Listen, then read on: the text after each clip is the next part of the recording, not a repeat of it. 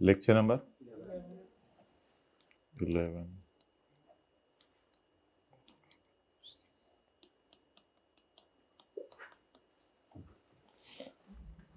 अच्छा भाई, नॉर्मली ये रिकमेंड नहीं किया जाता कि आप किसी टॉपिक को छोड़ के अगले टॉपिक की तरफ जाएं, क्योंकि चीज़ें लिंक्ड होती हैं। लेकिन थोड़ा सा इस सेशन में इसको ज़रा ध्यान रखा गया था कि पहले 10 लेक्चर में हम IAS 38 कर लें और IAS 21। इसलिए IAS 21 तो एटलीस्ट आप अब लेना शुरू करें ना, पहले 2-3 लेक्चर लें जो भी हैं। पहले 3 लेक्चर ही थे शायद। तो IAS 38 में तो वैसे भी कंसोलिडेशन के एडजस्टमेंट्स हैं, वो तो आपने लेना ही है। लेकिन इन एनी केस अब इस लेक्चर से ऑनवर्ड्स आप शुरू कर दें, ताकि जो है वो आपको लीज कम से कम समझ आए। और जब आप फिज़िकली क्लासों में आना शुरू करें, आज कल परसों जब भी आना शुरू करें, तो आपको जो है वो समझ आ रही हो चीज़ों की। तो इसलिए बस ये अब ये ख़त्म हो गया ऑप्शन अब कि आप मिस करें लेक्चर, क्योंकि अब आप क्लास में ऐसे आएंगे तो फ़ायदा कोई नहीं होगा आपको आने का। तो कम से कम ये यहाँ से लेना शुरू कर दें लेक्चर।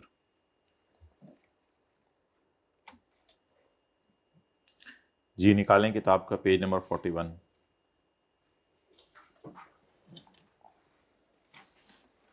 ओके।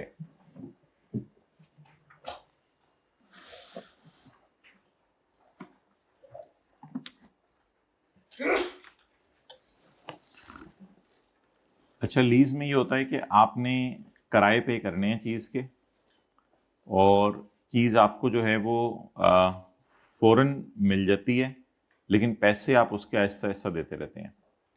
लेकिन इसमें ये ज़रूरी नहीं है कि एंड के ऊपर चीज़ हमेशा के लिए आपकी हो जाए।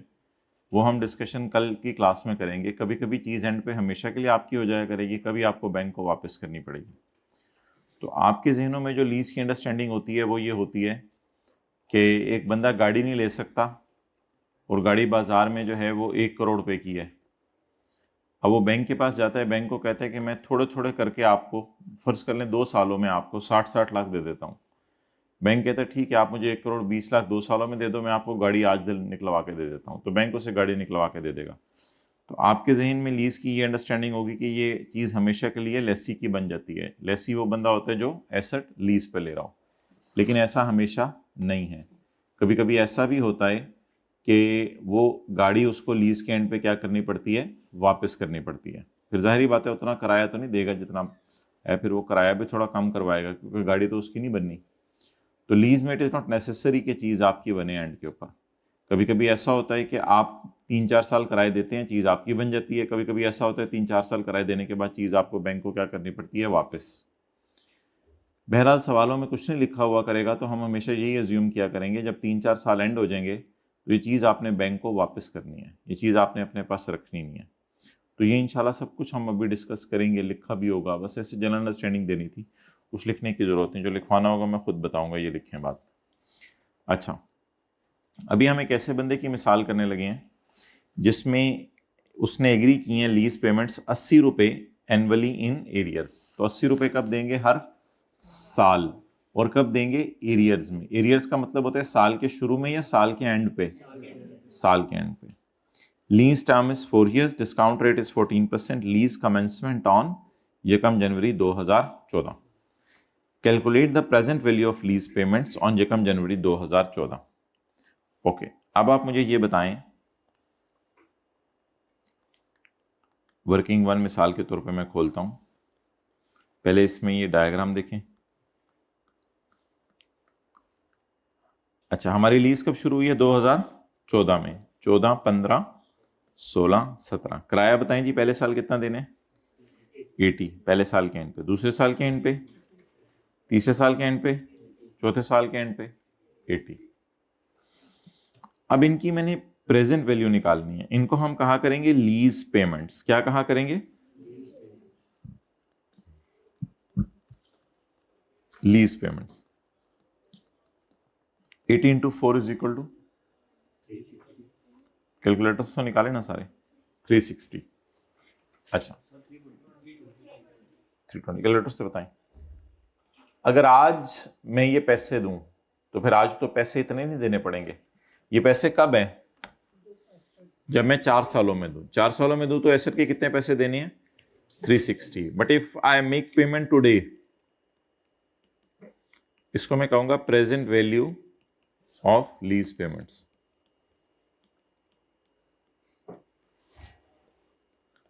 ऑन यकम जनवरी 2014, यानी what is the present value of lease payments on यकम जनवरी 2014? यकम जनवरी 2014 को लीज पेमेंट्स की प्रेजेंट वैल्यू क्या है?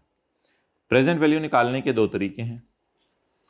एक तरीका यह है कि आप एनओटी का फॉर्मूला लगा लें।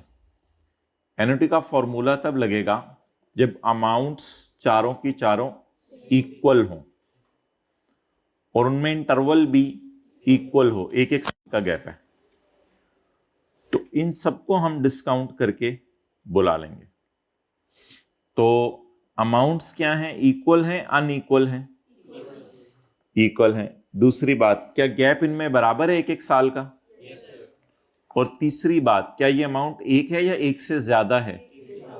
तो फिर एनओटी का फॉर्मूला लगेगा। एनओटी का फॉर्मूला ये कहता है कि आप पकड़ें 80 को into 1 minus 1 plus I raise to power minus N divided by I. So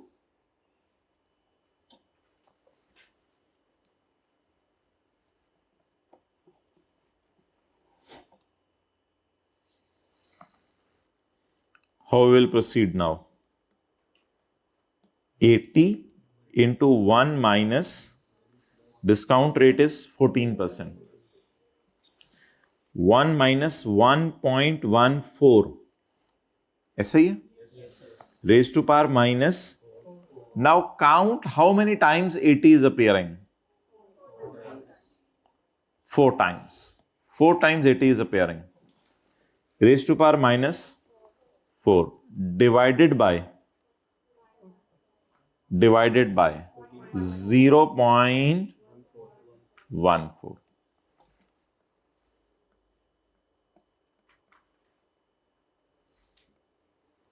G is equal to 233. So if I make payment slowly and steady, then I will pay 320, and I will also pay 320. I will pay 320.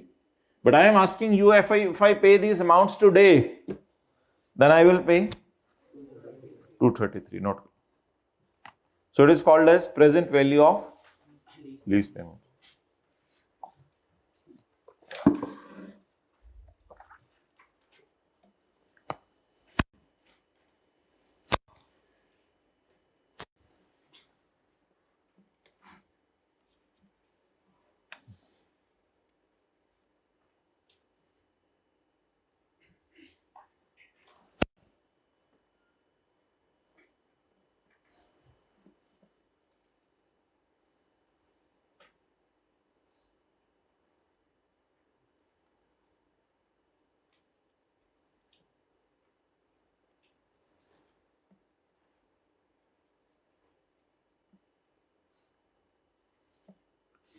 भाई text का latest time का PDF भी चाहिए, उसके word में भी text का।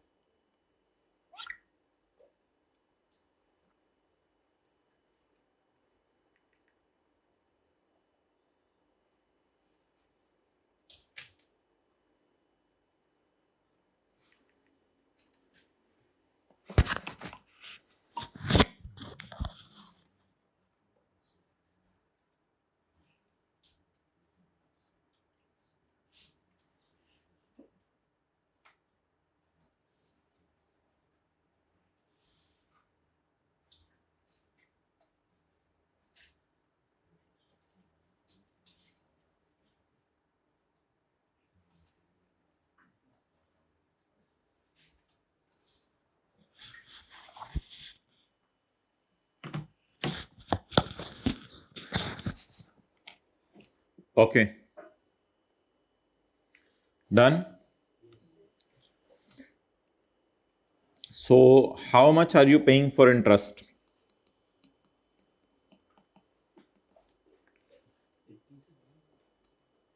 How you will calculate this? Tell me please.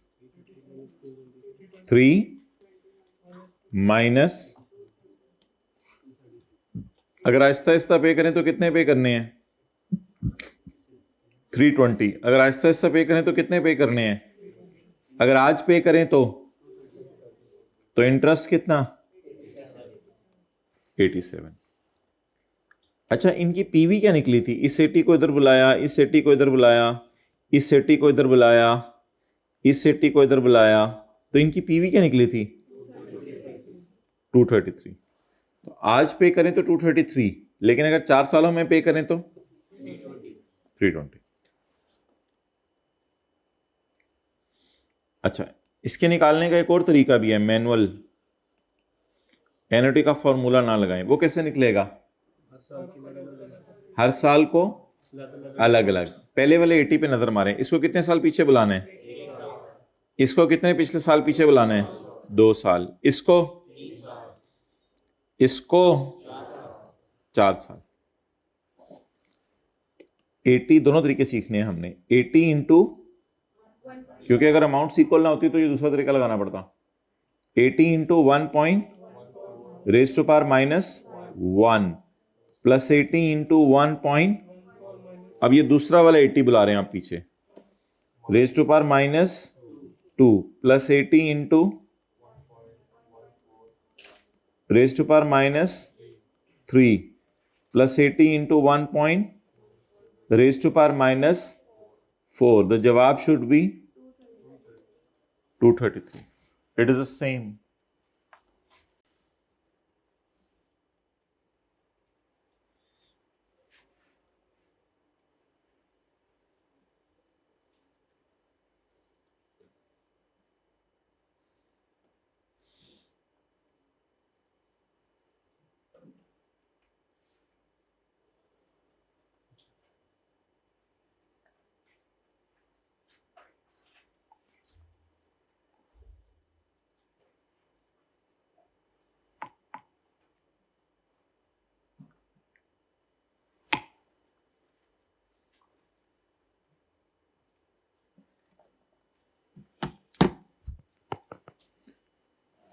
Calculator register सफा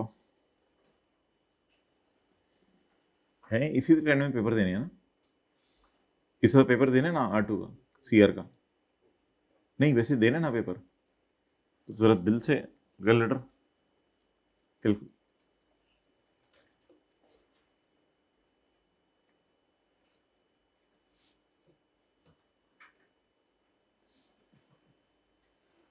ओके,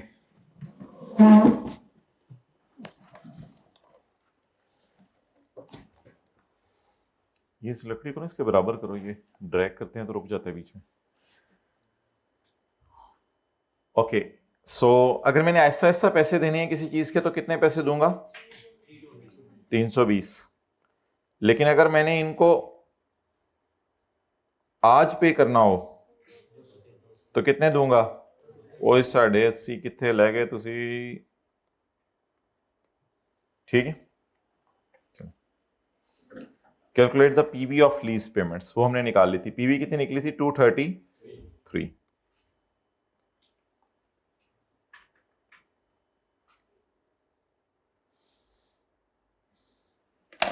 चलें जी, क्वेश्चन नंबर 1।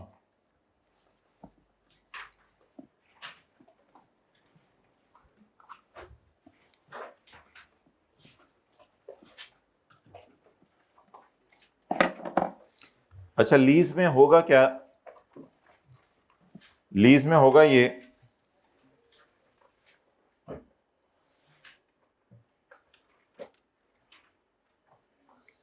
कि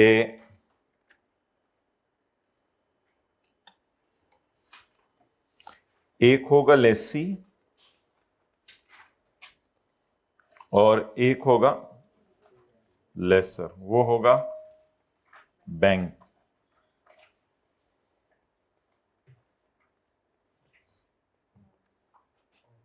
कार मैन्युफैक्चरर।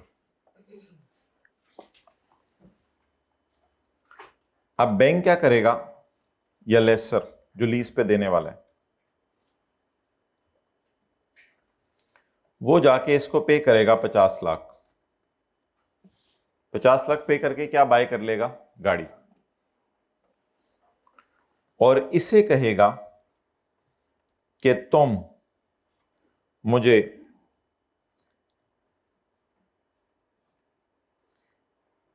3 साल में 20-20 लाख दे दो। 1 साल, 2 साल, 3 साल, 20 लाख, 20 लाख, 20 लाख इन 3 years। तो आप बता दें लेसर एसेट कहां से खरीदता है? बैंक एसेट कहां से खरीदता है? बाद में नोट कीजिएगा। बैंक एसेट कहां से खरीदता है? बाजार से। बाजार से, बाजार में जाके होंडा से कहेगा मुझे एसेट चाहिए। कितने का खरीदा बैंक ने? 50 लाख। अब बैंक ने कुछ 100 गाड़ियां खरीद के चलानी तो नहीं है। बैंक ने एक गाड़ी ये खरीदी है, एक और गाड़ी खरीदेगा। और ये लेसर भी हो सकता है, ये बैंक भी हो सकता है, और इसको आमतौर पर लीजिंग कंपनी भी कहते हैं। लीजिंग कंपनीज अलग भी हैं जो बैंक से बिल्कुल अलग काम कर रही हैं, वो बैंक वाला ही काम कर रही हैं। तो लीजिंग कंपनी मैन्युफैक्चरर को कितने पैसे देगी? 50 लाख। और मैन्युफैक्चरर ये गाड़ी किसको दे देगा? ये मैंने डायरेक्शन गाड़ी की बनाई है या डायरेक्शन पैसे आने जाने की बनाई है? पैसे। तो अब लेसी जिसको गाड़ी चाहिए, मिसाल के तौर पे हमारे कॉलेज वाले हैं या डॉलेंस वाले हैं, उन्होंने अपने एम्प्लॉय को गाड़ी देनी है, तो लेसी को अगर गाड़ी चाहिए तो वो गाड़ी कितने में लीज में लेगा? 50 लाख की लेगा या 60 लाख पे करेगा? इसमें जो 10 लाख पे कर रहा है वो इस वजह से पे कर रहा है कि वो पैसे इसे आज नहीं देने पड़े, बल्कि कितने सालों में देने पड़े हैं? 3 सालों में देने पड़े हैं। नोट कर लें।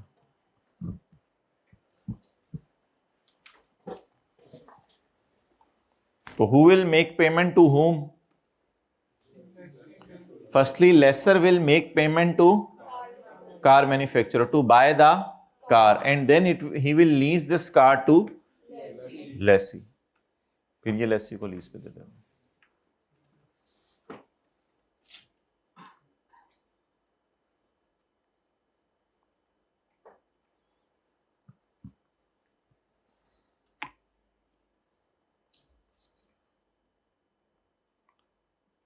नहीं, पीडीएफ तो नहीं मिली मुझे आईके वाली।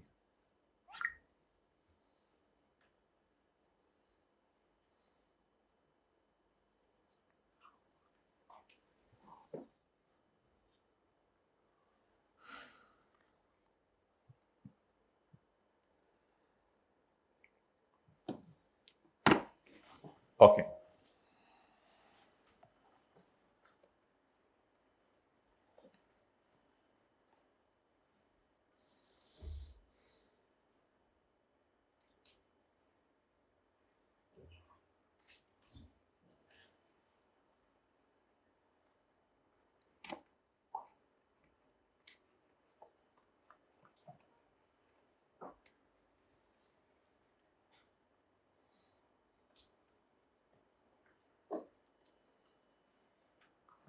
On Yakam January 2010, Mustapha Textile Limited acquired a machine on lease from a bank. Details of the lease are as follows. The fair value of the machine is 412 million. Cash price क्या मतलब? अगर आज लेसी खुद ही ले लेता बाजार से machine और लेसर के पास ना जाता तो बाजार से कितने की मिलनी थी? अच्छा, मुज्तबा कौन है? लेसी। मुज्तबा कौन है? Lessee. Acquired a machine on lease from a bank. Bank कौन है? लेसर। अगर आज पैसे देके मुज्तबा गाड़ी लेता तो कितने की मिलनी थी?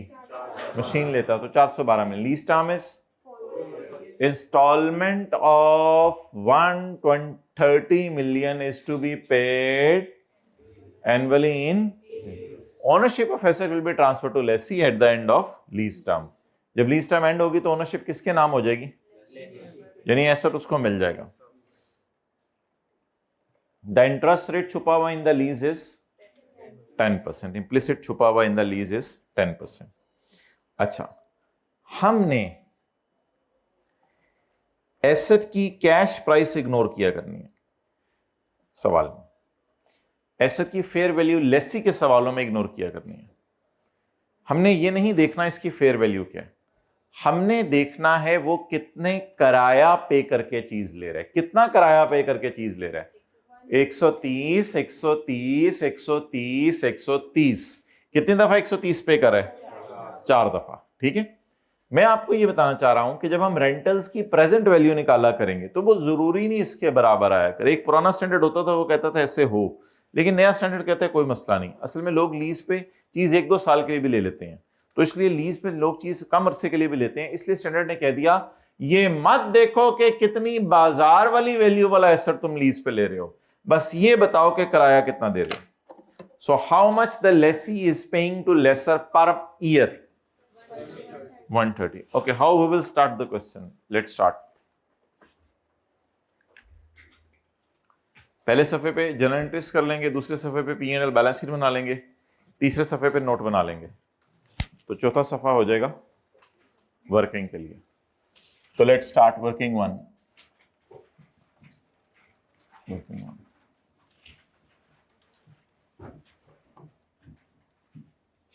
Lease payments. How many lease payments are there? Therefore, 130 into 4. Lease payments is equal to 5,20,000। हमने कितने सालों में देने? 5,20,000 नहीं है, बल्कि 520 मिलियन है। तो 520 मिलियन हमने कितने सालों में देने? 4 सालों में।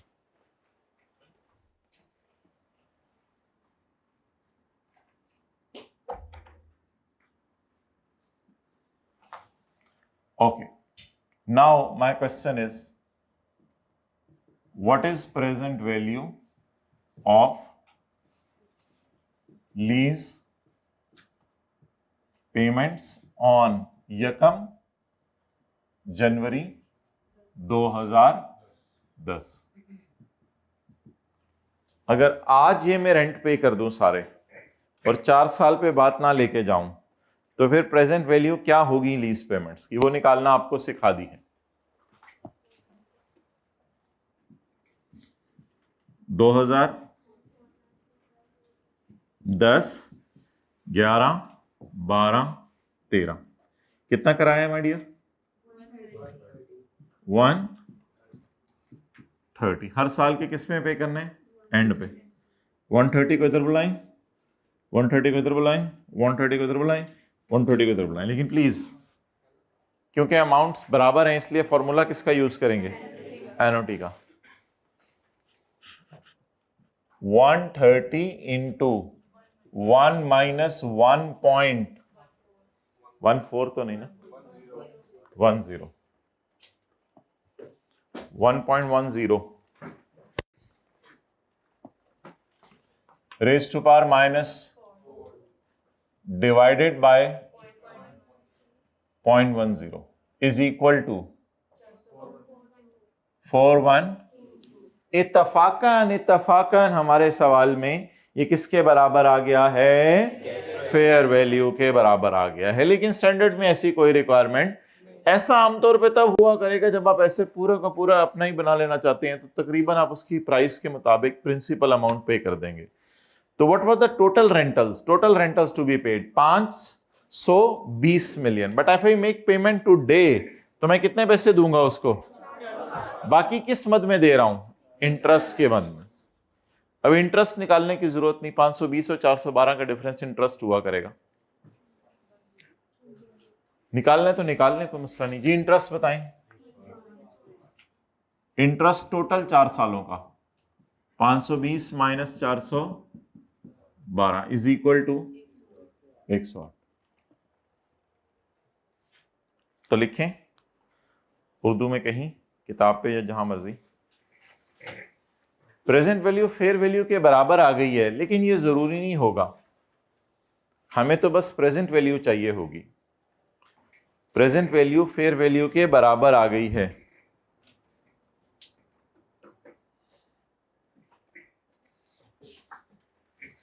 लेकिन ये जरूरी नहीं होगा, हमें तो बस क्या चाहिए? Present value. Present value fair value के बराबर आ गई है, लेकिन ये जरूरी नहीं होगा, हमें तो बस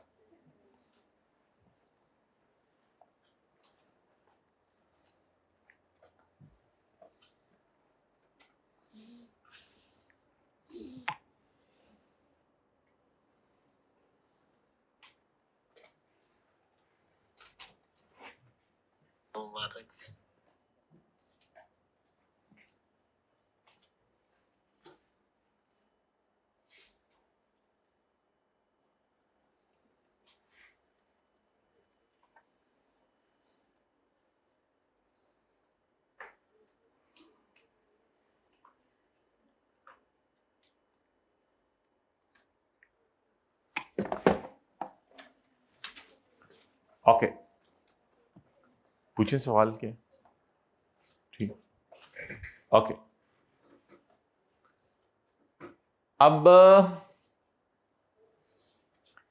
130 मिलियन तो फ्यूचर वैल्यू है। फ्यूचर वैल्यू को जब डिस्काउंट कर लेते हैं तो इसे क्या कहते हैं? Present value. फ्यूचर वैल्यू कितनी थी? फ्यूचर में कितना पे करना है? Present value. और फ्यूचर वैल्यू और प्रेजेंट वैल्यू का difference interest.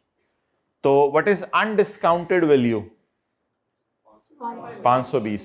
What is discounted value? 412। What is discount?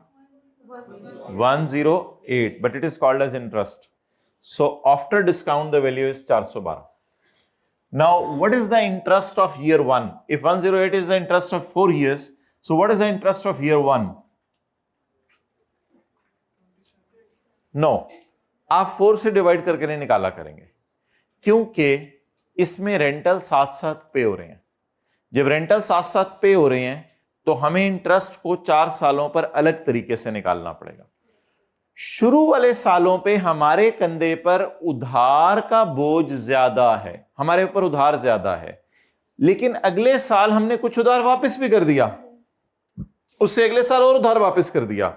हमने उधार पैसे नहीं लिए, हमने उधार पर एसेट लिया, हमने उधार पर एसेट लिया। अब हम एक वर्किंग किया करेंगे, वर्किंग 2। डेट का कॉलम बनाएंगे, इंस्टॉलमेंट का कॉलम बनाएंगे, प्रिंसिपल का कॉलम बनाएंगे, इंटरेस्ट का कॉलम बनाएंगे और बैलेंस का कॉलम बनाएंगे। ये 5 कॉलम बनाएंगे।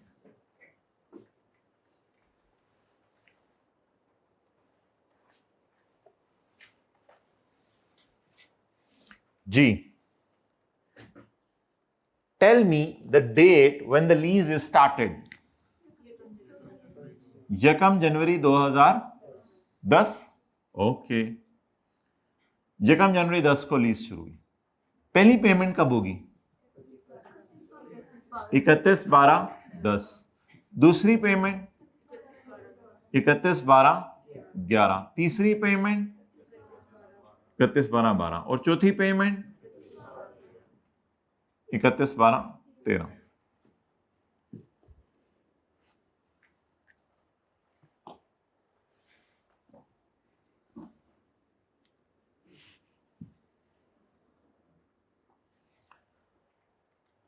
ओके, शुरू कहां से किया करेंगे? शुरू किया करेंगे प्रिंसिपल अमाउंट से। प्रिंसिपल अमाउंट होती है प्रेजेंट वैल्यू। शुरू किया करेंगे पीवी से। What is PV? 412। तो अब starting time point will be लिखें पीवी, और starting point will be PV is called as present value.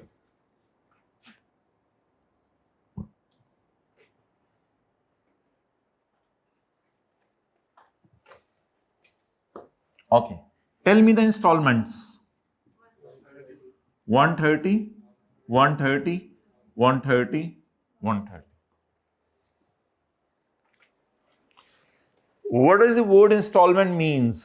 Installment means कराया, यानी जो आप टोटल कराया पे करें, payment. So installment is full amount of 130. अब 130 इस वाले को आपने 1 साल पीछे बुलाया, इस वाले को आपने 2 साल पीछे बुलाया, इस वाले को आपने, इस वाले को आपने और ये जवाब क्या आ गया पीछे बुला के। हालांकि ये फिगर टोटल कितनी थी 500, लेकिन पीछे बुलाने की वजह से कितनी रहेगी 412। अब जब एसेट आया करेगा तो आप पे जो उधार होगा वो उधार इंटरेस्ट का नहीं होगा, क्योंकि इंटरेस्ट का ताल्लुक वक्त गुजरने के साथ है। आपके पास सिर्फ एसेट आया है, तो इसलिए आपके कंधों पे जो उधार हुआ करेगा वो सिर्फ प्रिंसिपल अमाउंट का हुआ करेगा। अब बता दें 412 जो है आपको नजर आ रहा है, इस पर इंटरेस्ट निकाल के बताएं कितना आ रहा है। 10% लगाएं इस पर इंटरेस्ट 412 पे, 41.2। So 41.2 is my interest for the first year। पहले साल का हमारा इंटरेस्ट बनता है 41.2। क्योंकि प्रिंसिपल अमाउंट बहुत ज्यादा थी इसलिए इंटरेस्ट भी काफी ज्यादा आया 41.2। आने वाले सालों में आप देखेंगे क्योंकि साथ साथ मैं उधार को क्या कर रहा हूं, वापस कर रहा हूं, इस वजह से उधार को वापस कर रहा हूं, इस वजह से हमारा इंटरेस्ट वक्त गुजरने के साथ साथ कम होता रहेगा, क्योंकि हम उसका कम बैलेंस इस्तेमाल कर रहे होंगे। अच्छा, अगर मैंने 130 टोटल पे किया है, उसमें से 41 उधार पे किया है, तो बाकी किस मद में पे किया होगा, प्रिंसिपल की मद में पे किया होगा। वो जरा बताएं, कैलकुलेटर आज पकड़ के 130 माइनस 41.2 जरा कैलकुलेटर पकड़ के बताएं। 88.8। अब अगर 88.8 मैंने प्रिंसिपल की मद में पे किया है, तो मुझे बताएं मेरा प्रिंसिपल था कितना, उसमें से कितना प्रिंसिपल वापस हो गया 88.8। कितना प्रिंसिपल रह गया 323.2।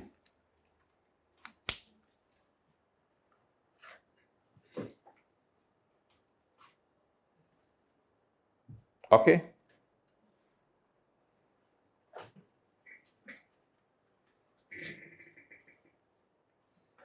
बुक किसके पास नहीं है, हाथ खड़ा करें।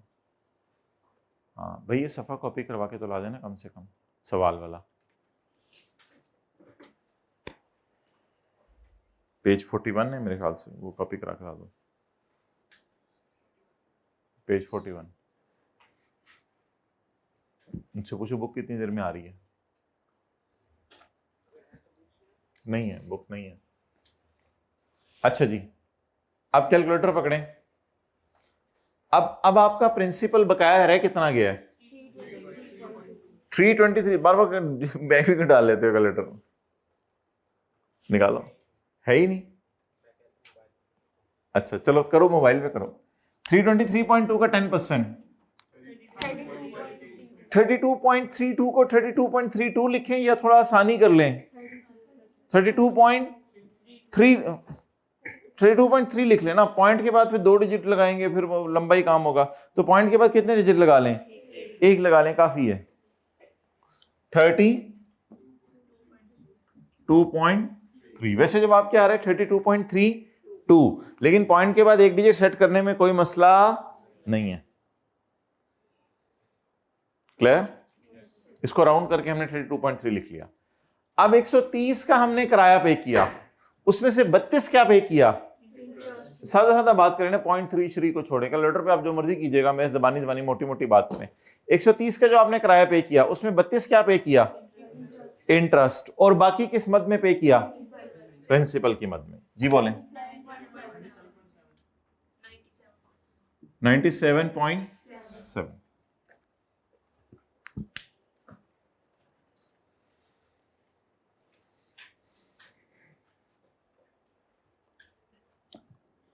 अब आप 323.2 में से 97.7 को माइनस करें, 225।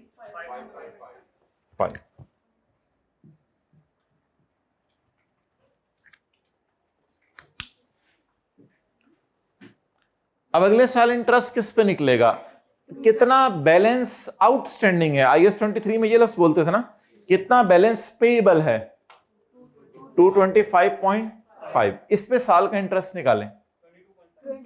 कैलकुलेटर मोबाइल कोई नहीं बोले। 22.55 को कैसे राउंड करूं, 22.55 को 22.6, 0.55 को 6 लिख सकते हैं, इजाजत है जी, कह रहे हैं आप लोग। 22.6 130 माइनस 22.6 107.4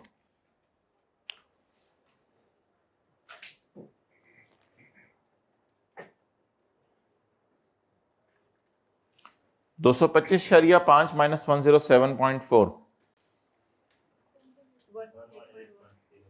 118.1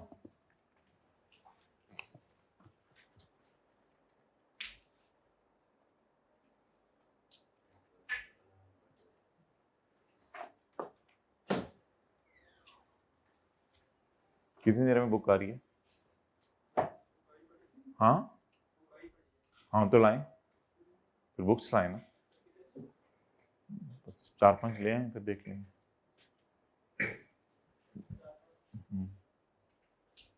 ओके 118.1 पे जब आप लगाएंगे 10% तो आएगा 11.81। 11.81 को राउंड करके कैसे लिख सकते हैं? 11.8। अच्छा जी, कैलकुलेटर पकड़े। 130 माइनस 11.8 118.2 आ रहा है ना, जो आ रहा है वो बताएं। अब बताएं डिफरेंस कितना आ रहा है? 0.1। इसका अब हल बताएं क्या करें, ये तो 0 आना चाहिए था। सबर सबर, इसका हल बताएं क्या करें। बस अब जबरदस्ती इसको 118.1 भी पेपर में लिख सकते हैं, कोई मसला नहीं है। आखिरी साल एग्जामिनर को भी पता है इस तरह होता है बच्चों के साथ। और वैसे भी मजे की बात है, आखिरी साल की एंट्रीज हमारे सिलेबस में ही नहीं है, क्योंकि उस वक्त लीज खत्म हो जाती है। लीज खत्म होने के बाद जो एंट्रीज हैं वो हमारे सिलेबस में नहीं है, तो इसलिए आखिरी साल तक तो कभी सवाल में जाना ही नहीं उसने, इसलिए टेंशन लेने की जरूरत नहीं। लेकिन आखिरी साल टेक्निकली स्पीकिंग जवाब क्या आना चाहिए? 0, क्योंकि अब कोई प्रिंसिपल पेएबल, सारा किराया मैंने पे कर दिया। लेकिन डिफरेंस आ क्यों रहा है? राउंडिंग की वजह से। डिफरेंस आ क्यों रहा है? राउंडिंग की वजह से। अब इसका हल क्या करें? इसका हल वैसे ये कर लें, इंटरेस्ट को कर लें 11.9, क्योंकि उसको तो नहीं अब हम छेड़ सकते ना, उसको तो नहीं छेड़ सकते। इसको 11.9 कर लें तो ये जवाब क्या आ गया? और ये जवाब 130 माइनस 11.9 और ये क्या आ गया? 0। बस ऐसे ही हमने जबरदस्ती की है सवाल से, हालांकि करनी कोई जरूरी नहीं थी। आप 0.1 यहां भी लिख के आ जाएंगे तो एग्जामिनर ने आपको पूरे मार्क्स देने हैं, क्योंकि उसे पता है मसला किसकी वजह से आया है? राउंडिंग की वजह से। कोई टेंशन वाली बात नहीं। क्लियर?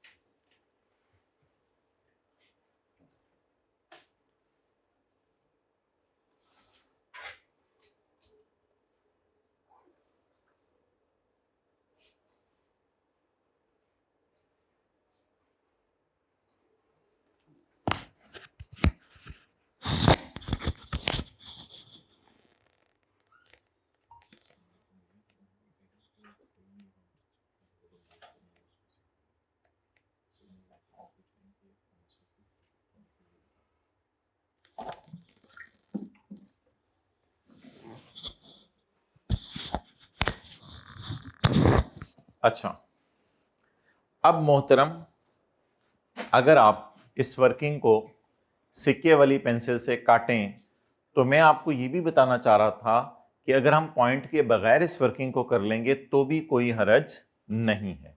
ठीक है, पहली क्लास है, हम पॉइंट्स ज्यादा यूज नहीं करना चाह रहे, हम सिंपल राउंड करना चाह रहे हैं फिगर्स को। तो उसमें कैसे होगा बता दें। 412 ज़रब 10% 41 पॉइंट, जब आप इसको राउंड करेंगे तो बिल्कुल ये भी एक्सेप्टेबल है, पेपर में पूरे नंबर आएंगे आपके, इसमें क्या फर्क पड़ता है। 41 और 130 माइनस 41 89, 88.8 की जगह 89 आ जाएगा। तो सिक्के वाली पेंसिल से काटें वर्किंग, और अब वर्किंग को हम कैसे करने लगे हैं बोले, विदाउट पॉइंट्स, पॉइंट्स के बगैर करने लगे हैं। ये भी चलेगा, कोई मसला नहीं।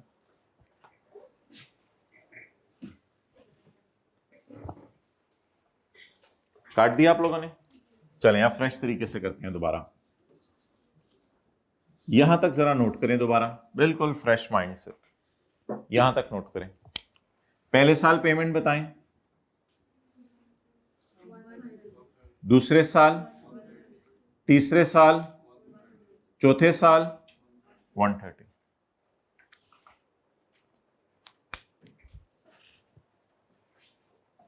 क्या हर दफा ही ऐसा किया करेंगे? नहीं, आपकी मर्जी है। पॉइंट्स में करना हुआ 1-2 पॉइंट लगा दीजिएगा, पॉइंट्स में ना करना हुआ इस तरह कर लीजिएगा जिस तरह मैं करा रहा हूं।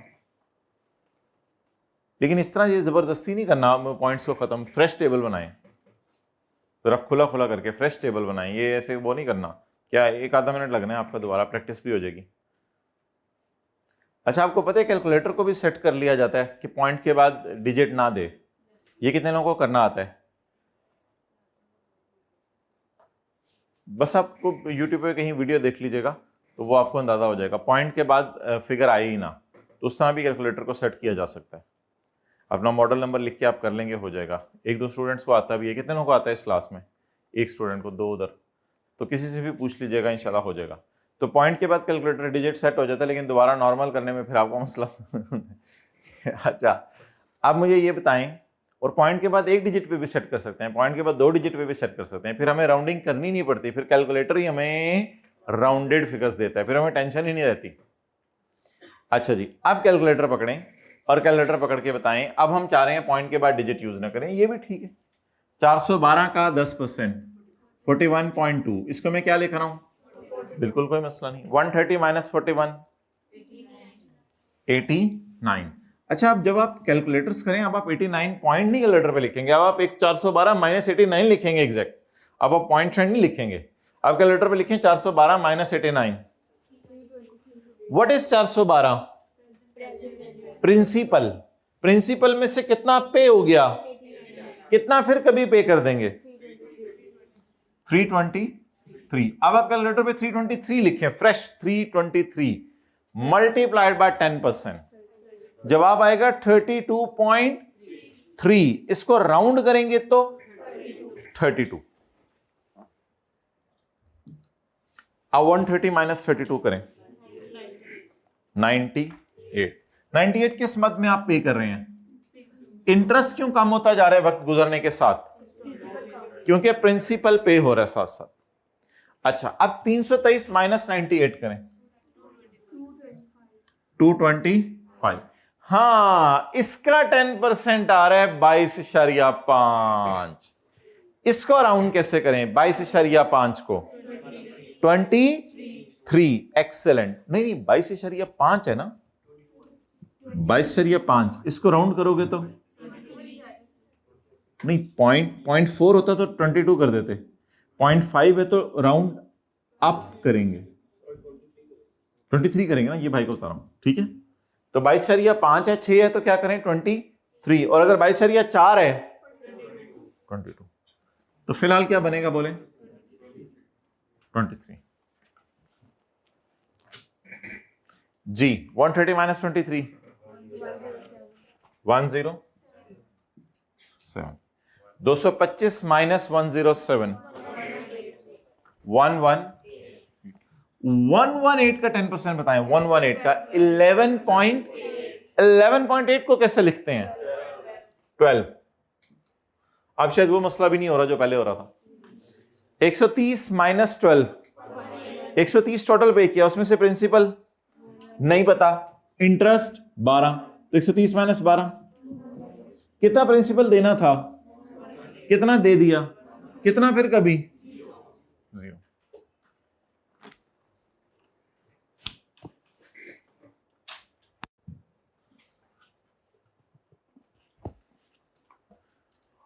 Okay, now we will start journal entries. Requirement number A, journal entries. सबसे पहला साल कौन सा? ईयर एंडेड 31 दिसंबर 2010, पहला सफा।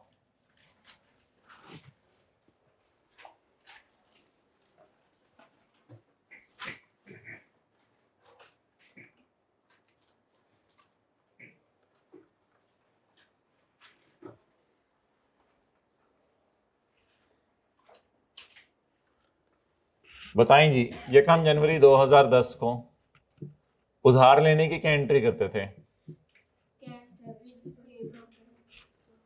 उधार लेने की एंट्री करते थे कैश डेबिट। उधार ले रहे हैं या मशीन उधार, पैसे उधार ले रहे हैं या मशीन उधार पे ले रहे हैं? मशीन। अभी आप लोगों ने नोट नहीं करना, ये एंट्री है। लेकिन अगर ये एंट्री कर दी तो फिर यूजर्स ये समझेंगे कि ये ओन्ड मशीन है। यूजर्स क्या समझेंगे? ये ओन्ड मशीन समझ लेंगे, हालांकि ये ओन्ड मशीन है या लीज्ड मशीन है। तो मशीन उधार पे लेने की एंट्री होगी, मशीन आई, कंधों पे उधार बढ़ा। तो अब इसका हल क्या करें? इसका हल ये करें, और लोन के लफ्ज से लोग समझेंगे बैंक से पैसे उधार लिए मैं। तो IFRS 16 ने का एंट्री यही रखो, लेकिन दोनों के नाम बदल दो, ताकि पता चले ये लीज का स्टैंडर्ड चल रहा है और ओन्ड एसेट नहीं है। तो मशीन की जगह हम लफ्ज यूज किया करेंगे right of use. Right of machine इस्तेमाल करने का हक। यहां से पता चल जाया करेगा कि बैलेंस शीट के फेस पर पीपी भी आएगा, वो ओन्ड वाले आया करेंगे, बायोलॉजिकल एसेट भी आएंगे, इन्वेस्टमेंट प्रॉपर्टी आएगी, और राइट ऑफ यूज आया करेगा। राइट ऑफ यूज का मतलब हुआ करेगा मैंने कुछ एसेट किस पे लिए हुए हैं। तो राइट ऑफ यूज के आगे डैश डाल के आप मशीन लिख सकते हैं, लेकिन हम राइट ऑफ यूज के आगे डैश डाल के मशीन इसलिए नहीं लिखा करेंगे कि हमारे सवाल के अंदर सिर्फ एक ही एसेट है, तो बस वही लीज वाला है। मशीन डेबिट करने की जगह राइट ऑफ यूज, इसको डेप्रिशिएट भी करेंगे। ये राइट ऑफ यूज मशीन की तरह है, बस नॉर्मल मशीन की तरह। और लोन की जगह लीज लायाबिलिटी, इसका नाम रख दिया करेंगे लीज लायाबिलिटी। और नरेशन इसकी लिखते हैं मशीन एक्वायर्ड ऑन लीज। अच्छा, सफे के टॉप पे लिख लें, ये किसकी बुक्स में हम सवाल कर रहे हैं? लेसी की बुक्स में। 2-3 दिन बाद हम सवाल शुरू करेंगे लेसर की बुक्स में। अभी सवाल किसकी बुक्स में है? लेसी की बुक्स में। लेसी की बुक्स में। लेसी की बुक्स में।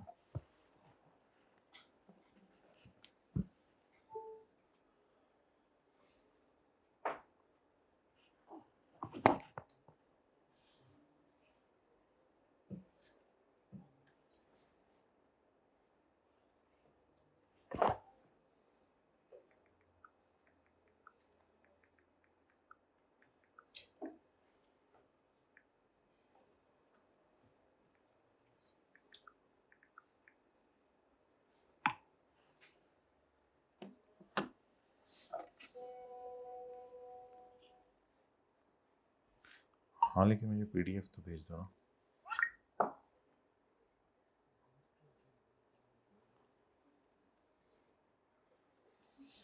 नहीं, दूसरा वाला लेना है, वो जो नॉर्मल होता है हमारा, और इससे छोटा। डन? आप बताएं,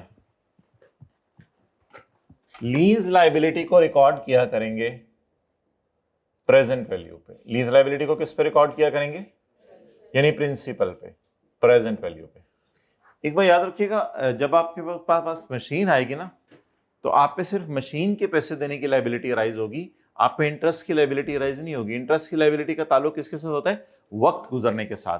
जैसे आप गाड़ी खरीदते हैं तो गाड़ी की लायबिलिटी राइज होती है, आपके कंधों पे पेट्रोल की लायबिलिटी राइज नहीं होती, उसका ताल्लुक है वक्त गुजरने के साथ। जैसे बिजली का मीटर लगवाते हैं तो मीटर लगवाने की लायबिलिटी राइज होती है, मीटर का जो महीने का बिल आना है उसकी लायबिलिटी राइज नहीं होती। तो कुछ लोग ये समझते हैं कि जब लीज शुरू हुई तो लोन रिकॉर्ड करो 520 पे। नहीं, जब लीज शुरू हुई तो लोन रिकॉर्ड किया करेंगे 412 पे। प्रिंसिपल की मद में हम कितना लायबल हैं? 412। और टोटल, अच्छा इन सब का टोटल, इनका टोटल क्या होगा? वैसे आपसे पूछ रहा हूं, इनका टोटल क्या होगा? 520। इनका टोटल क्या होगा 412 और इनका टोटल 108। तो प्रिंसिपल की मद में हम कितना लायबल हैं 412। तो बताएं माय डियर, पहली एंट्री किससे हुआ करेगी? बोले पीवी से। किससे हुआ करेगी पहली एंट्री? पीवी से, प्रेजेंट वैल्यू से। What is the present value? 412।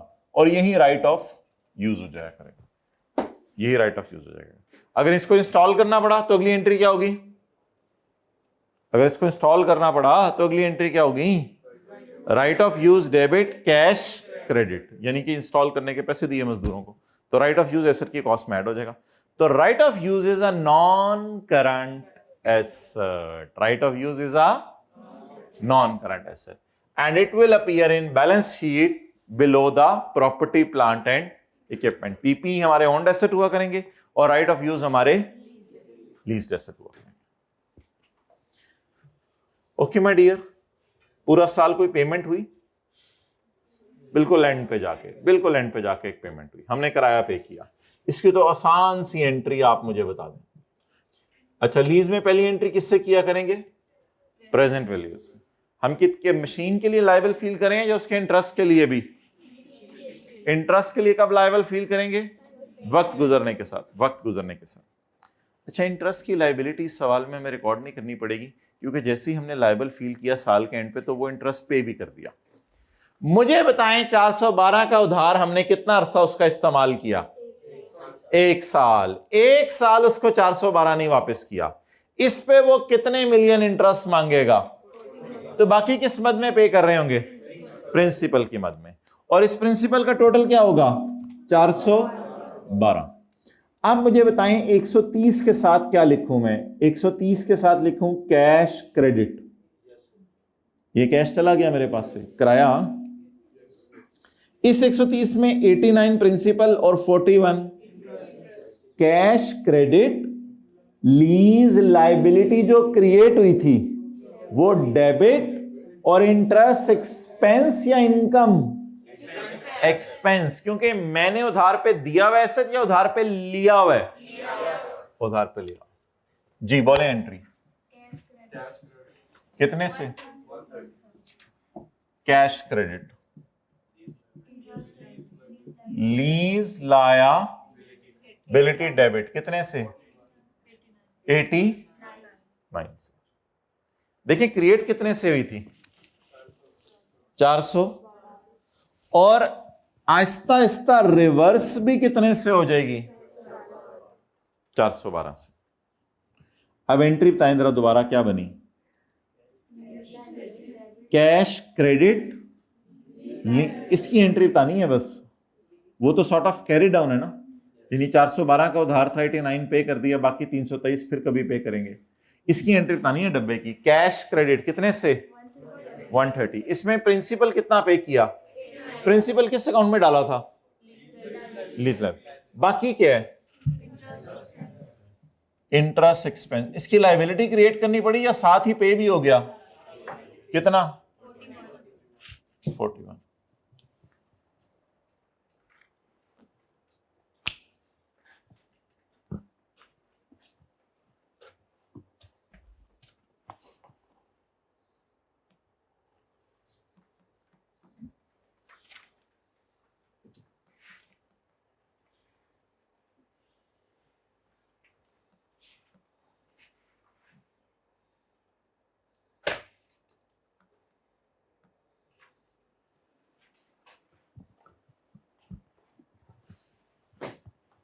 Okay. Now come on. 31/12/2010. Our asset will be, और ठहर जाओ, our asset will be depreciated. ये मशीन हम इस्तेमाल करेंगे तो इस्तेमाल होने की वजह से चलें डेप्रीशिएट होने की एंट्री बताएं। वही है, ये कोई डिफरेंस नहीं है। Depreciation expense in P&L debit, accumulated depreciation, right of use में से माइनस हो जाएगी बैलेंस शीट बनाते हुए। जी ना वर्किंग 1 और 2 में ना देखें, ROU की कॉस्ट बताएं। ये आरओयू की कॉस्ट, ये वाला 412 पकड़े, आरओयू की कॉस्ट डिवाइडेड बाय लाइफ, वो लीज टर्म ही अवेलेबल है ना, और क्या करें, बाकी इसमें कुछ तफसील है वो कल पढ़ेंगे। 412 डिवाइड बाय 4,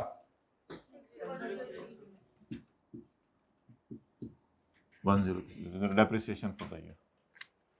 अगले साल 2 एंट्रीज होंगी बस, 3 तो नहीं होंगे ना, अगले साल की एंट्रीज कर दें।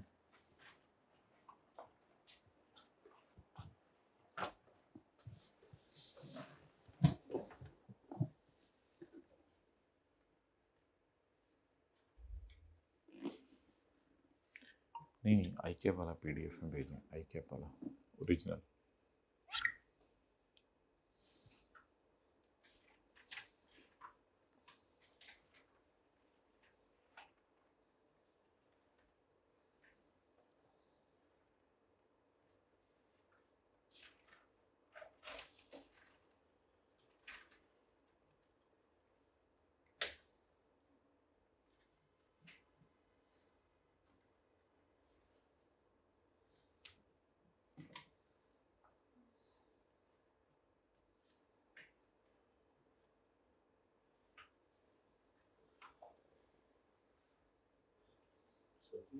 जी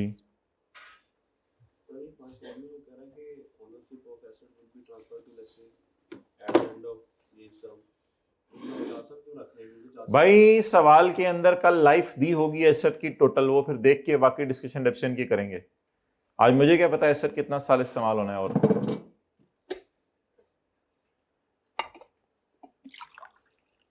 अभी तो 4 साल ही दिया हुआ ना, और क्या करें।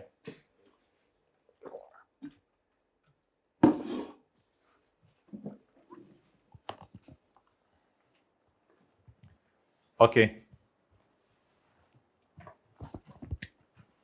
अगला साल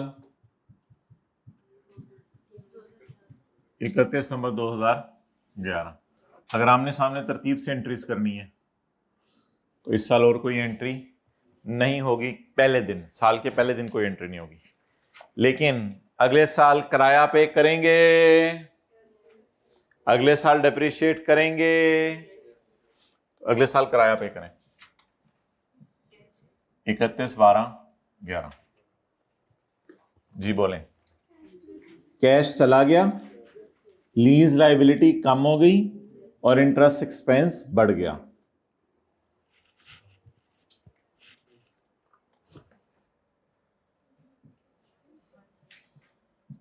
कैश चला गया,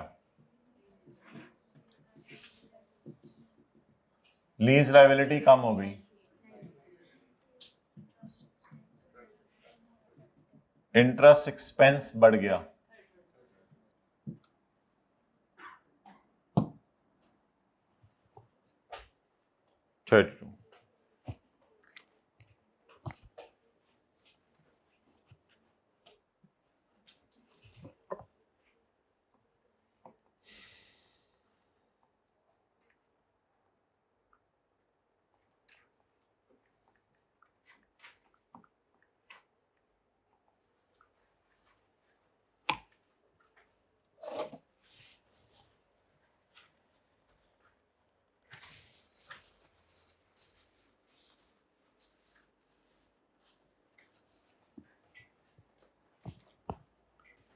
जी बोले। 31/12/11 डिप्शन स्ट्रेट लाइन पे डेप्रिसिएशन एक्सपेंस डेबिट और कम रिडक्शन क्रेडिट, पेपर में पूरा लिखना है।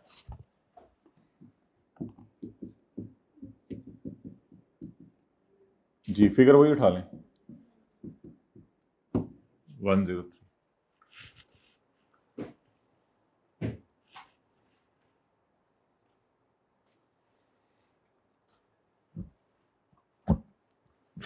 तीसरे साल की एंट्रीज करने की जरूरत नहीं, ज़बानी बता दें। Cash credit, lease liability debit 107 और इंटरेस्ट एक्सपेंस डेबिट। ये इंटर भाई इधर इधर क्यों नहीं देखते क्लास में, देखा करो ना, क्लास इधर हो रही है। ये इंटरेस्ट किस साल के? 2000 10 का। ये उधार कितना अरसा इस्तेमाल किया? 1 साल। तो ये इंटरेस्ट किस साल का है? 32 वाला जो आ रहा है 2011। और ये जो 23 का इंटरेस्ट आ रहा है ये किस साल का है? 2012। और अगले साल ये एंट्री हो जाएगी डेबिशन डेबिट, अकाउंट डेबिशन क्रेडिट।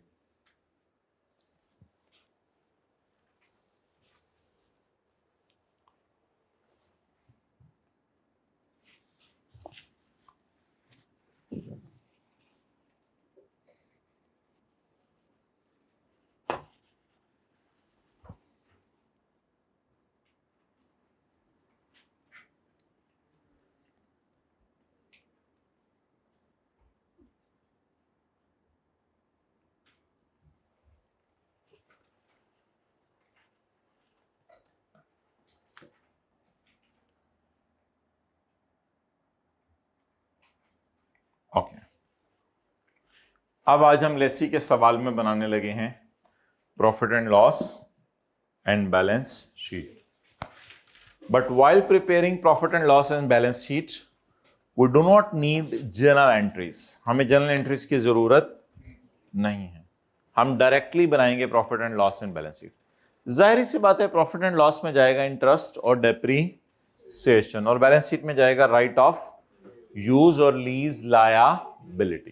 तो बस P&L में क्या जाएगा बोले? डेप्रिसिएशन और इंटरेस्ट एक्सपेंस। और बैलेंस शीट में क्या जाएगा?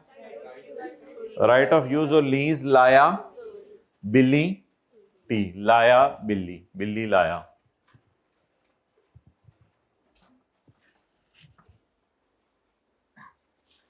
So let's start from the next page. Requirement number B.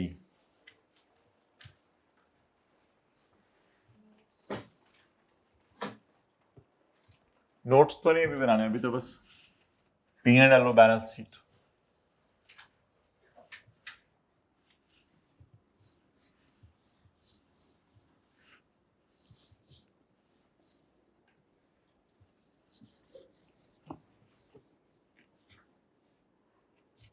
Okay, let's start. Requirement number B, company का नाम मुश्तबा textile limited. Profit and loss for year ended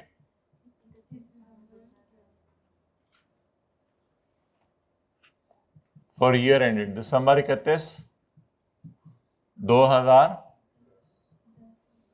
2011 लिख लेते हैं ना, उसमें 10 फिर खुद ही आ जाएगा।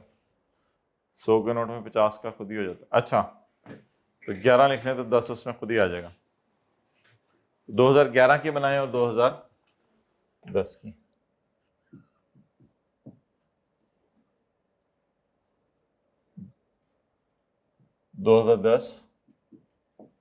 और 2011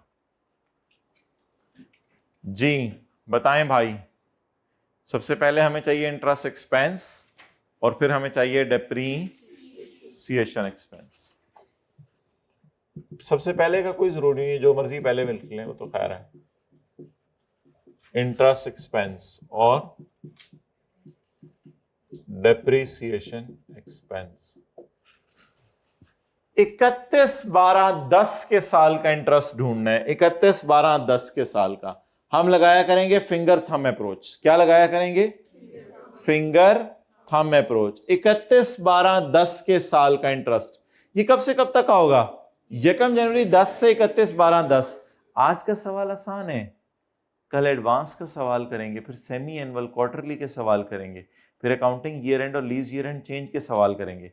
इसलिए 31/12/10 का मतलब जान लें, 31/12/10 के साल का इंटरेस्ट मिलेगा 1 जनवरी 10 से लेके 31/12/10। तो 31/12/10 के साल का इंटरेस्ट ढूंढने जाएं। 31/12/10 के साल ये नहीं, ये 31/12/10 के साल का नहीं है। ये किस साल का है? ये 31/12/13 के साल के, क्योंकि ये 1 जनवरी 13 से 31/12/13 को कवर कर रहा है। मुझे कब का इंटरेस्ट चाहिए?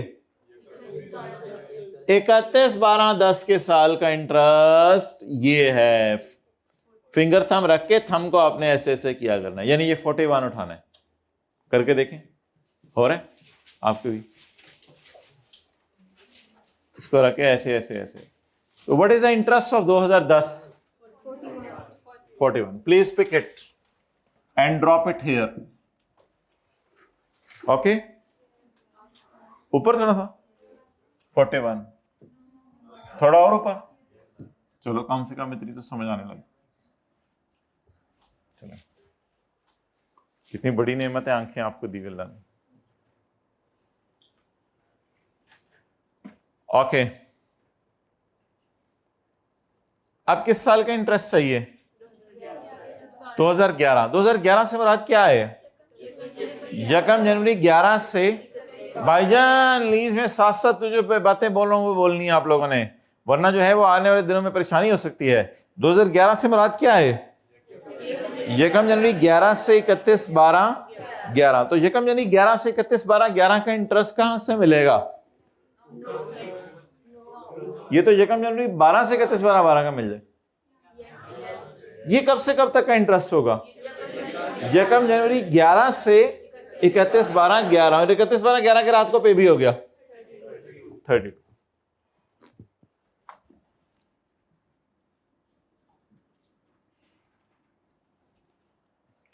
जी डेप्रिसिएशन बोले। ROU कितना था? और लाइफ 10 और 103। चाय का कहते हैं उसको।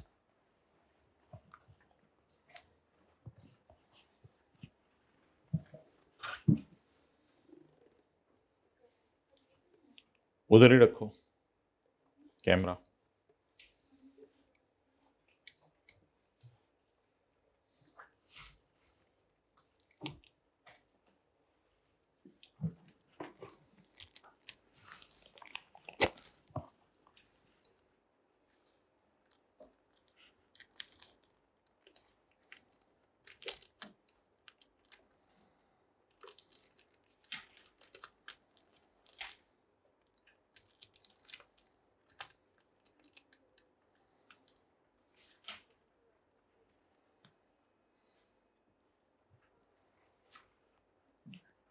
Okay, next balance sheet, statement of financial position, MTL।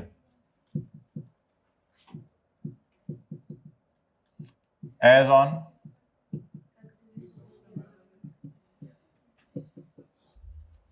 2011 में 10 भी आ जाएगा कंपैरेटिव में। ये क्या 31/12/10। बेशक इस तरह लिख लिया करें ताकि कोई कंफ्यूजन ना रहे।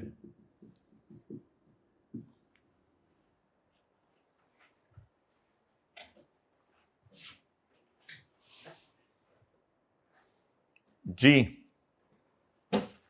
Non current assets,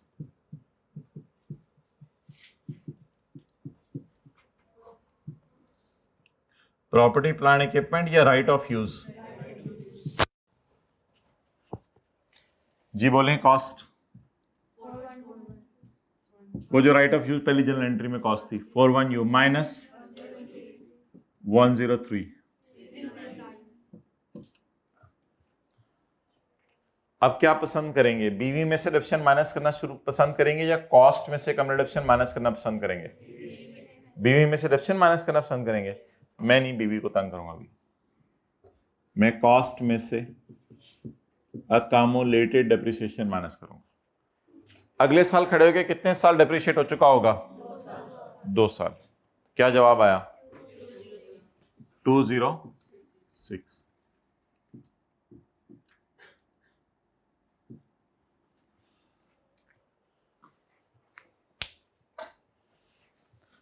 so that is called as बोलें राइट ऑफ यूज। एसेट को इस्तेमाल करने का हक।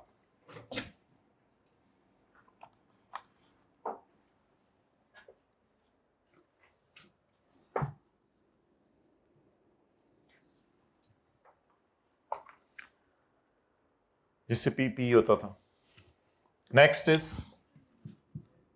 Non current लायाबिली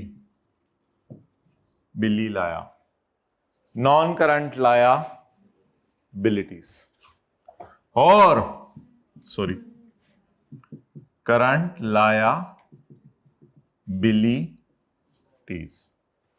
non current liability, current लायाबिली।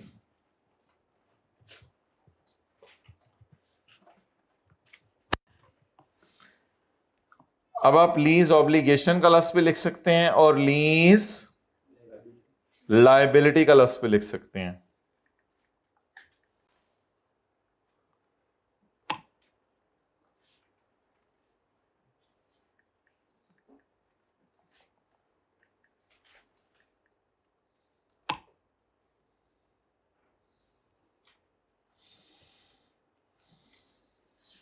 Lease liability का लफ्ज लिखते हैं, लीज ऑब्लिगेशन का लफ्ज लिखते हैं, कोई मसला नहीं है की बात है।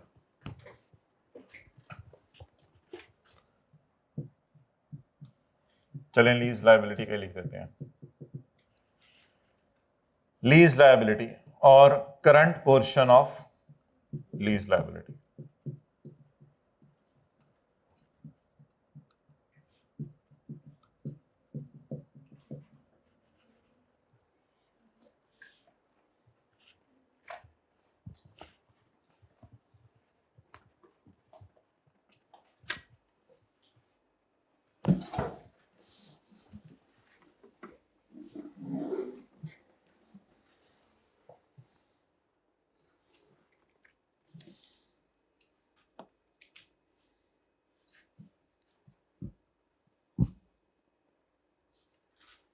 जी माय डियर बोलें।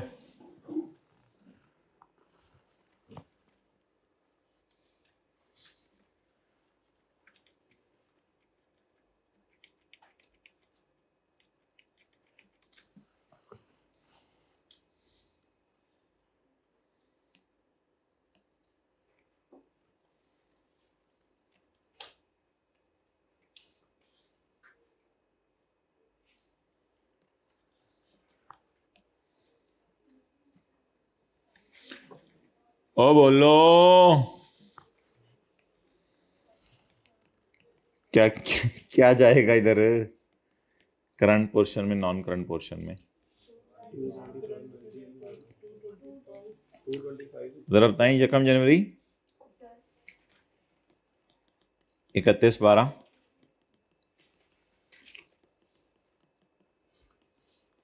और 31/12 कितना उधार था?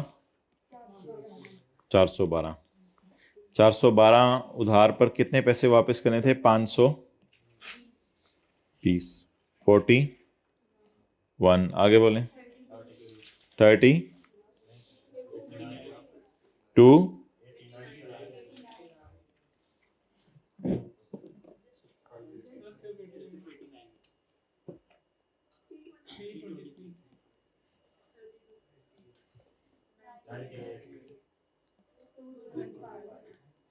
2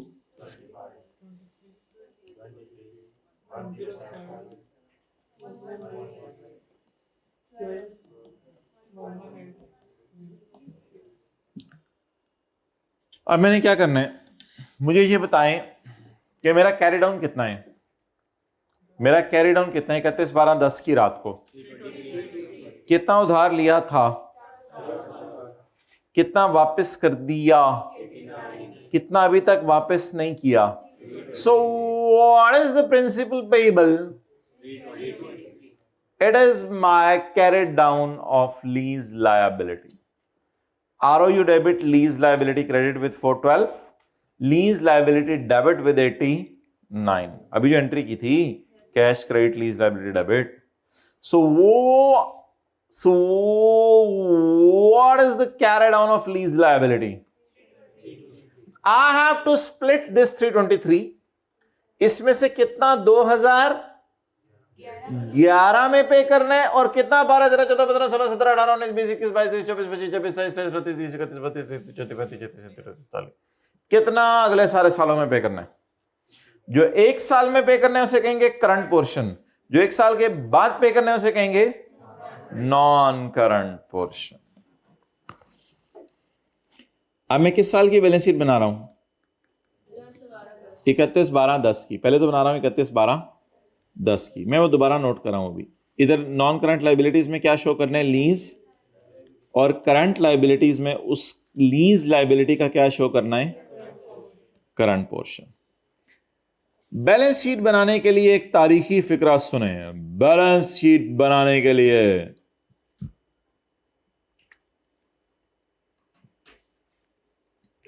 हमारे साल की पेमेंट के नीचे लाइन लगा दो। बैलेंस शीट बनाने के लिए हमारे साल की पेमेंट के नीचे लाइन लगा दो। हमारे साल की पेमेंट के नीचे क्यों लाइन लगानी है? हमारे साल की पेमेंट के नीचे इसलिए लाइन लगानी है कि नीचे पेबल पड़े हुए हैं। पेमेंट के नीचे लाइन लगा दी तो नीचे क्या पड़े हुए हैं? पेबल पड़े हुए हैं। तो बैलेंस शीट बनाने के लिए तारीखी फिक्रा बोलें जो इलामा इकबाल ने कायदे आजम को नहीं बताया था। बैलेंस शीट बनाने के लिए, ये मैं अभी लिखवा दूंगा, बैलेंस शीट बनाने के लिए हमारे साल की पेमेंट के नीचे लाइन लगा दो। लग गई? चलें जी, हमारे साल की पेमेंट के नीचे लाइन लग गई।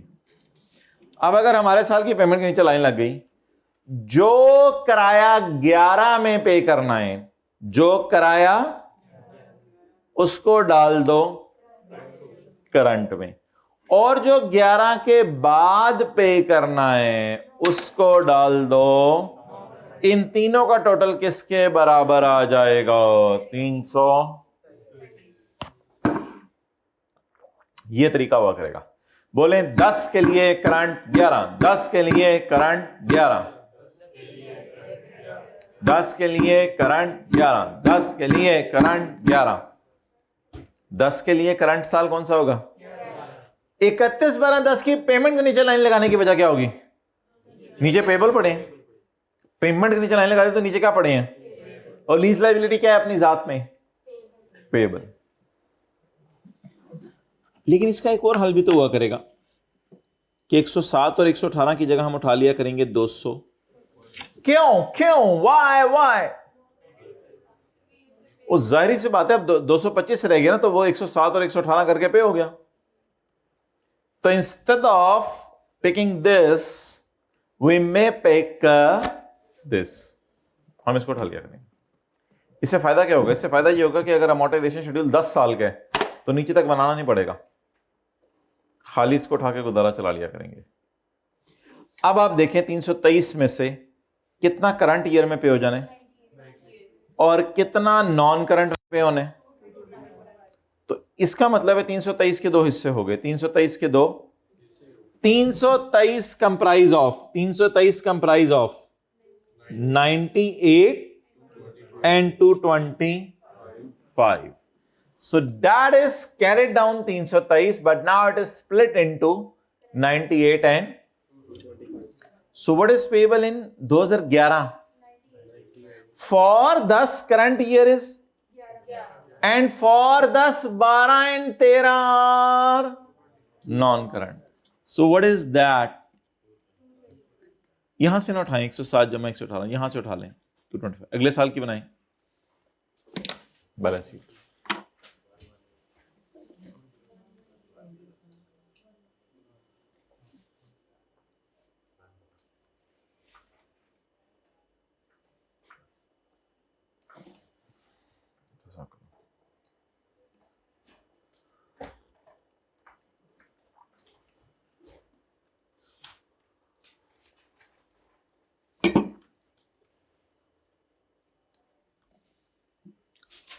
अच्छा, अगला साल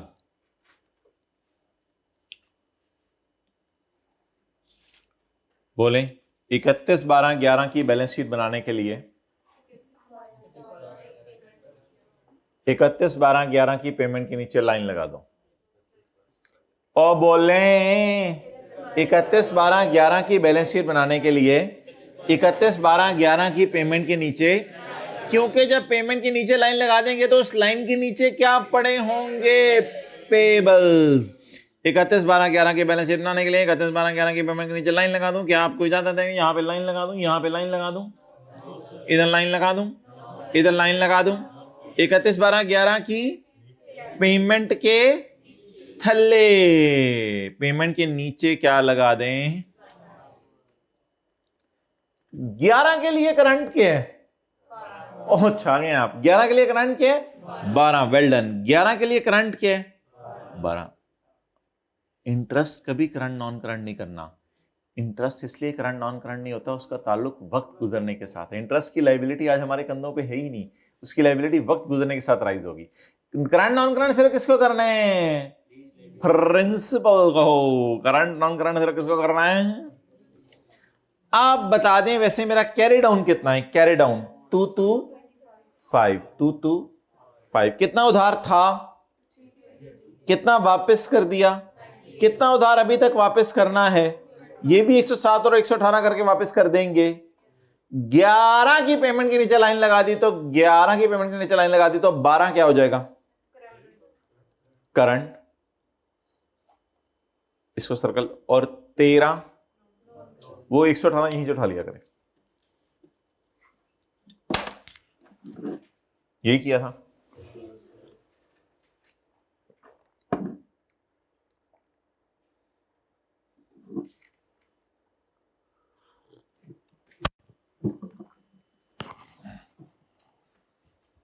चलें जी। 31/12/10 की बैलेंस शीट बनाने के लिए क्या करें?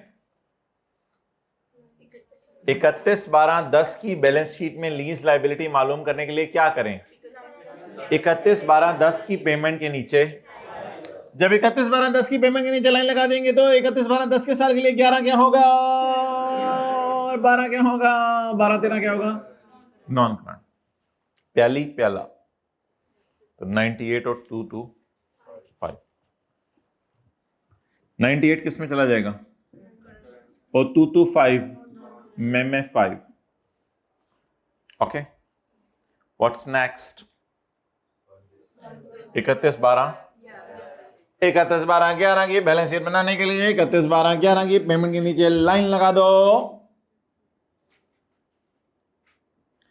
31/12/11 की बैलेंस शीट बनाने के लिए 31/12/11 की पेमेंट के नीचे लाइन लगा दो। लगाएं जी भाईजान, बिलाल साहब लाइन लगाएं। 31/12/11 की पेमेंट के नीचे लाइन लगा दें। जब 31/12/11 की पेमेंट के नीचे लाइन लग गई तो 11 के लिए 12 और अगला सारा तो 225 असल में कैरी डाउन है। एक साल के अंदर अंदर कितना पे करना है? और एक साल के बाद बोलें?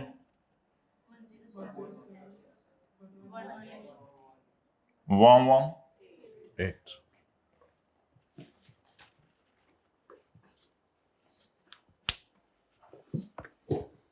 लिखें। बैलेंस शीट में लीज लायबिलिटी मालूम करने के लिए हमारे साल की पेमेंट के नीचे लाइन लगाया करेंगे।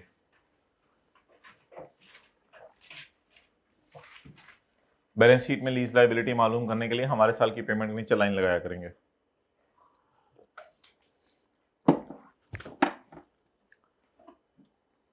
बनाओ दूसरा पार्ट।